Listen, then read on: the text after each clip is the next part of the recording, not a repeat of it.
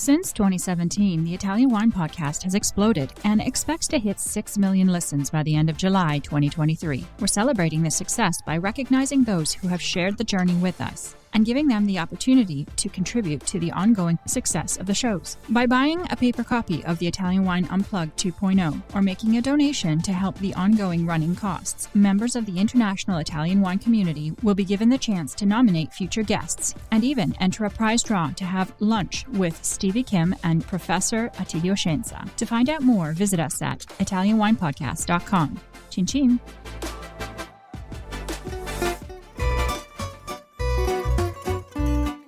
Welcome to Wine, Food and Travel with me, Marc Millon, on Italian Wine Podcast. Listen in as we journey to some of Italy's most beautiful places in the company of those who know them best, the families who grow grapes and make fabulous wines. Through their stories, we will learn not just about their wines, but also about their ways of life, the local and regional foods and specialities that pair naturally with their wines, and the most beautiful places to visit. We have a wonderful journey of discovery ahead of us, and I hope you will join me. Welcome to Wine, Food and Travel with me, Marc Millon, on Italian Wine Podcast. Today I'm absolutely delighted to welcome a good friend and fellow member of the Circle of Wine Writers, who is a real specialist and expert in Italian wine, both as a wine writer and communicator, as well as a wine consultant, Michèle Shah. Michèle, thanks so much for being my guest today. How are you? I'm fine, Mark, and it's lovely to hear you and honored to be here with you. So, yes, beautiful day. I'm actually in Sweden, not in my beloved Italy today. Well, I was going to ask you about that. I was imagining you in this baking hot weather that Italy has been suffering from, but in fact, you're in a beautiful spot where it's a little bit cooler. That's right. That's right. You know, as Italy is most enjoyable, I would say, outside the hottest months up until June, and then from September onwards.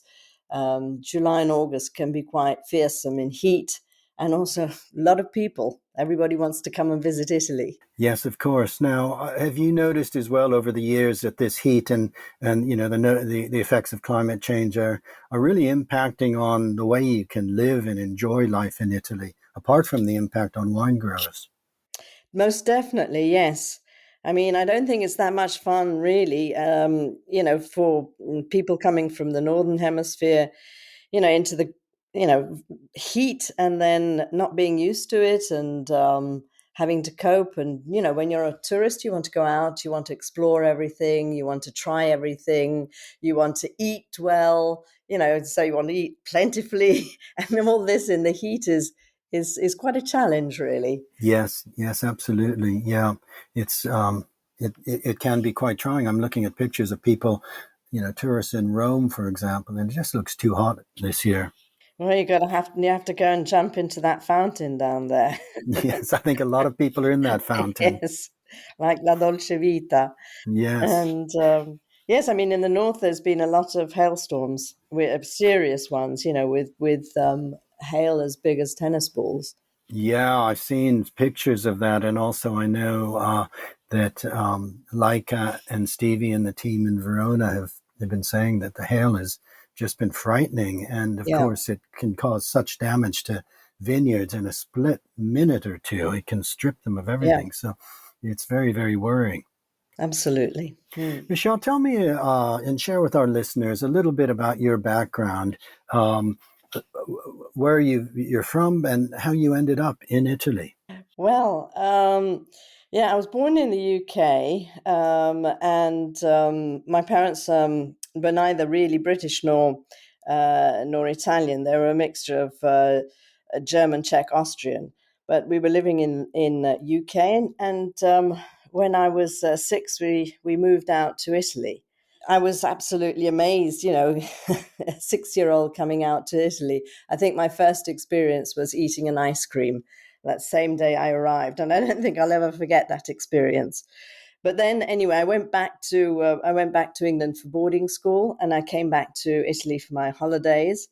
And then, at the age of about 17, 18, I moved to South Africa with my parents, and I stayed there a couple of years. in Cape Town. And then I moved back to Italy, back to Liguria, which is where we had been living. And so I moved back there to the area of Santa Margherita, Portofino, and stayed there until I decided to move to Rome, which where I spent 11 years.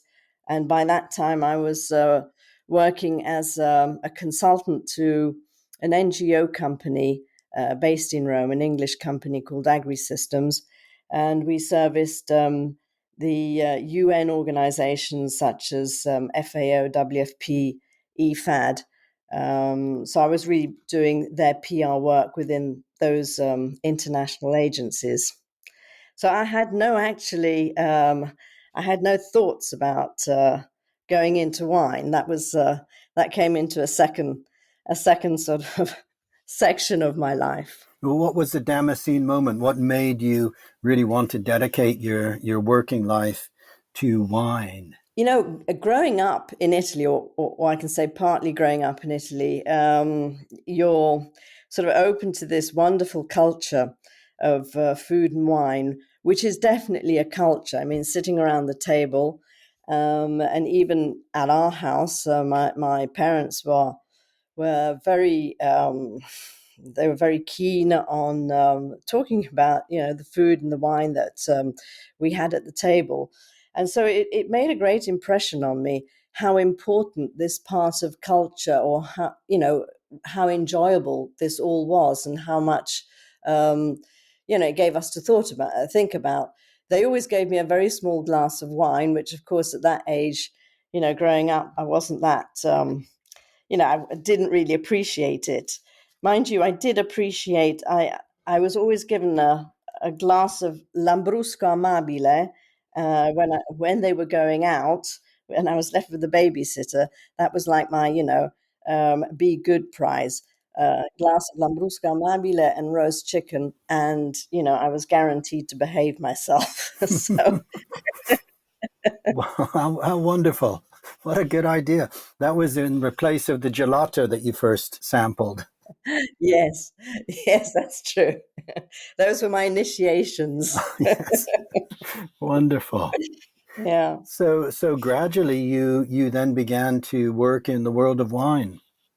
Well, yes. I mean, I worked in Rome until I was about 40-ish, and then I decided to take some time off, and I took a university degree with Open University in history of art, concentrated on the sort of art of the Renaissance. And then, by sort of fortuitous chance, I socially met with James Suckling, who at the time was the European chief editor of Wine Spectator, and because he was living just sort of across the valley from where we were living in Tuscany, and he had really just moved to Italy and was looking to set up his office, and was looking to find somebody who could help him set up tastings, and maybe do some sort of writing for the Wine Spectator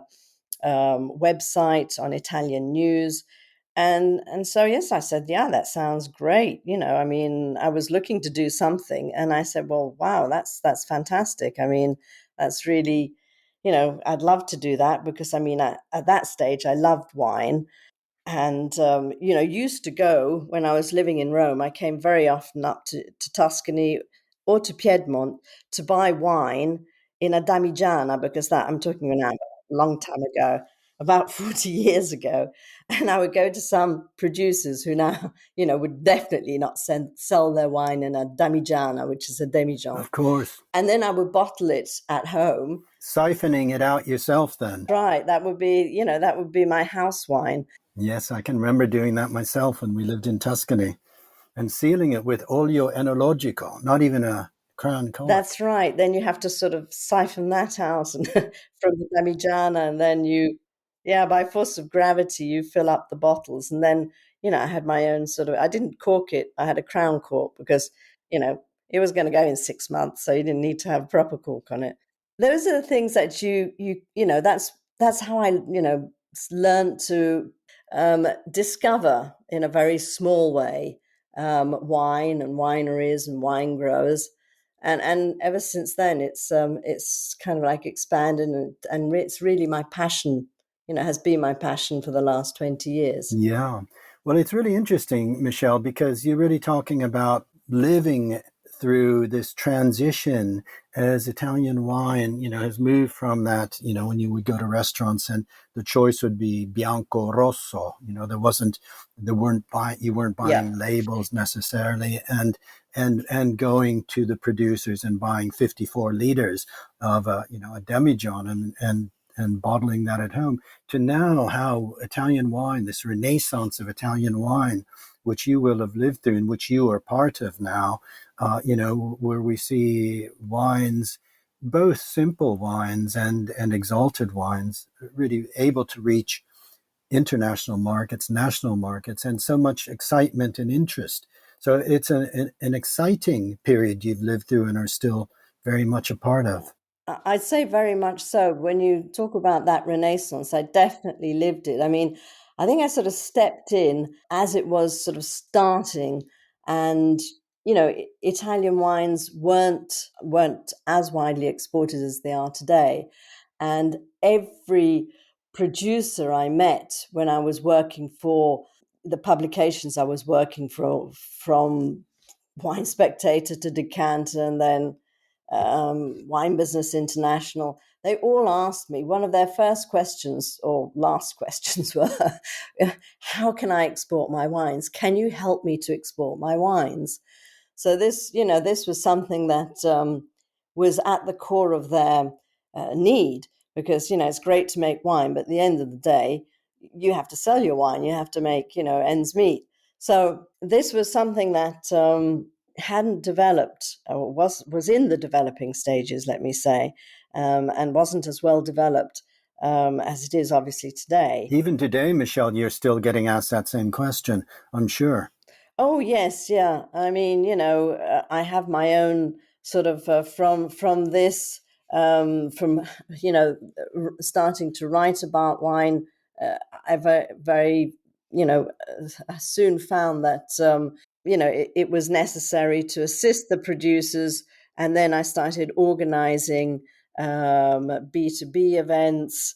I started also collaborating with a number of consortios around Italy. Some of them I still have as my clients, and helping them plan events for international press, for international importers, to be able to, help them expand their exports to international markets. Sure. Now, what's interesting for me out of this, Michele, is that you began as a communicator. You began as a writer working for the Wine Spectator, and communication really lies at the heart of what you're doing as much as sales, really, because Italian wines have such wonderful stories, and that is one of their great strengths. Oh yes, I mean, you've got 20 regions in Italy, and each region obviously offers a unique set of varieties, um, in great varieties, and you got this local cuisine that matches seamlessly to their wines. Um, and all this is all part of their culture and their tradition, and it's all integrated, as you go from the length of Italy, from the north to the south. You can see how everything changes. The grape varieties, the foods, of course there are basic ingredients at the base of many of the recipes, but how each and every region does things differently. And the Italians are extremely, what can I say, I wouldn't say nationalistic, but each region is very individualistic.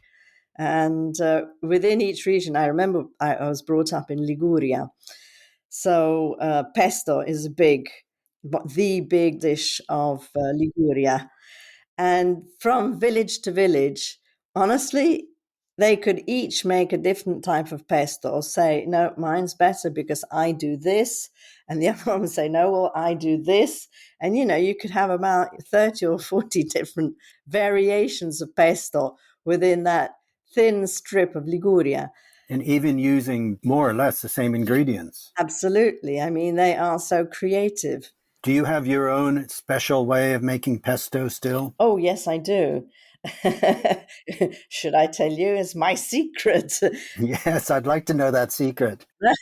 Well, I learned it from when I was living in Liguria. I spent my summer months as working on a beautiful Camper and Nicholson sailing boat. Oh, how wonderful. Yeah, it was absolutely, and so I was the sort of dog's body. What do you say? Bottle washer. I'd do the sort of cabins, like go out shopping and assist everybody else.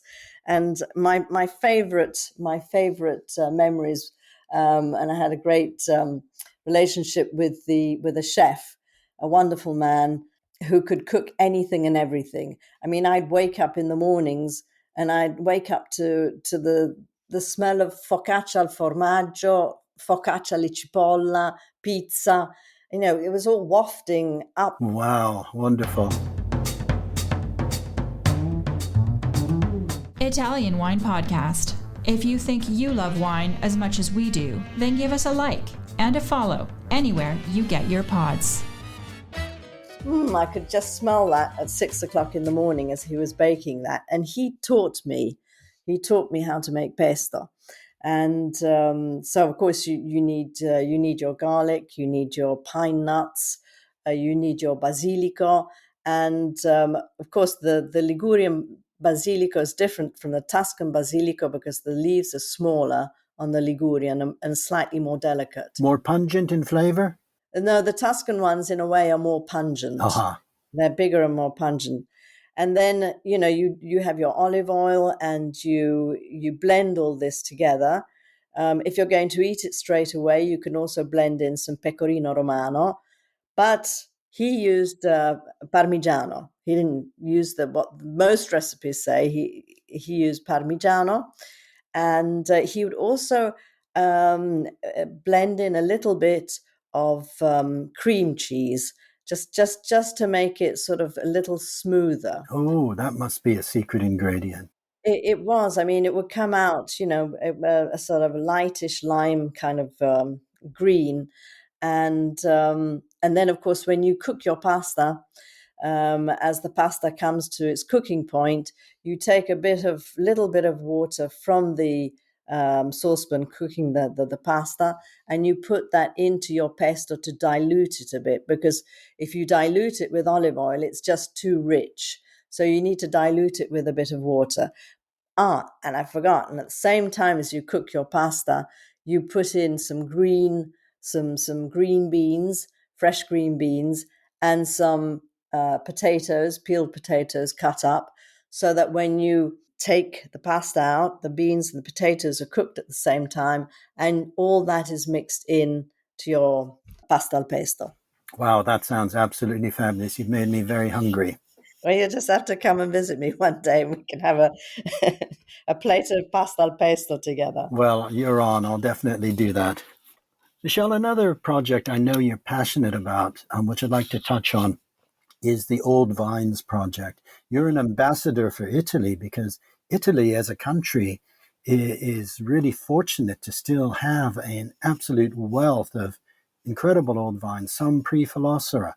Tell us a little bit about old vines, why they're important. Well, I mean, they're important. They're a symbolism of heritage, really. Also, the genetic material, these ancient varieties are often forgotten, the old vineyards. And so, it's very important, I think, as a cultural and a heritage, and also of genetic value. We can learn so much to save them. And, they teach us so much about how vines can adapt to the changing climate. As well as obviously being, I think, very often so rich in savor. I mean, they're they can give out some absolutely spectacular wines. They, as they say in Italy, hanno una marcia in più. They have an extra gear. It's a pity to see, these wonderful old vines just being sort of grubbed up and planted with new vines, which would take years and years to get to the expression level of expression, balance, and harmony that these vines can give us. I remember going when I was in South Africa. I went to see the Old Vine Project, Rosa's project there, and talking about the old vines as they were, looking after old pensioners. That they need to be properly pruned. They need to, if you look after them properly, they will give you a wonderful product. They're beautiful, these old gnarled vines that are in some cases up to a century old. And as you say, they can produce wines with a concentration and complexity of flavors that you simply don't get. I guess the downside why producers do want to grub them up is as they get old, they get the quality may increase, but the quantity can be quite minuscule. That's right. Well, you sort of hit the nail on the head. Give us just a few examples, Michele, of some old vine wines, Italian wines that you think are particularly exciting. Well, in the last few months since I've been looking, because what I do is I spread the word and I look for new members within Italy. And of course, there are areas like on Etna, where you have a lot of ancient vines, in Sardinia, in the areas of Mamoiada. But you can find these wonderful old vines in many parts of Italy, and I love the wines of Etna. So for me, it was great that one of my favorite producers, I Vigneri, Salvo Forti, who also manages I Custodi dell'Etna, he was one of the first to become a member of the OVC. And, I think he has some century old vines and they're beautiful. Yes, I've seen those at his Palmento up high up on. They are quite stunning, and of course, there's even often these old vines are trained in traditional ways that have been abandoned elsewhere. Absolutely. Here you've got the Alberello, Yeah. which is bush trained vines. And then another absolutely amazing vineyard is the one of Feudi di San Gregorio, Aglianico. Oh, yes, in Irpinia. Yeah, that's right. And these vines are like a pergola. I mean, they're so tall. I mean, makes I had a photograph taken of me standing by one of these vines. I look like a dwarf. I mean, they are really beautiful. I mean, they also are over 100 years old, and they produce an absolutely outstanding bottle of, I think it's called Serpico. In fact, I had a bottle of Ifudi wine just last night, the Piano di Montevergine, Yeah, Consorzi, that was just absolutely stunning. yeah. It's the wine that's being sent to the International Space Station. Wow. You've either got to have the financial possibility sometimes to keep these vines, and then of course the creativity also to make a storytelling out of it. And it can be a wonderful storytelling for your product, for your winery. But I do understand that, there are smaller wineries that may not be or may not have the possibility of being so passionate about a vine, and this gets taken up. But rarely have I actually encountered that. I mean, because even the small vineyards, there's a very very small producer up in Trentino, El Zeremia. I mean, I don't know, he's got about a couple of hectares of vines, and these old vines, which are over 100 years old, have been passed down through the family. They have in their family, it's a tradition that the oldest son is supposed to take over this vineyard. So it's something that whoever, the ancestors who planted the vines wanted them to continue in the history and the story of the family. And I think a lot of these producers, do realize, that they have something special, and if they can, they should, they should sort of honor this. Absolutely, absolutely. What's coming through in our conversation, Michele, is really how you entered the world of wine through an appreciation that in Italy it connects so much. It connects history, culture, food, place, where you are, the regions, the localities. And, with these old vines that really connect down through the generations.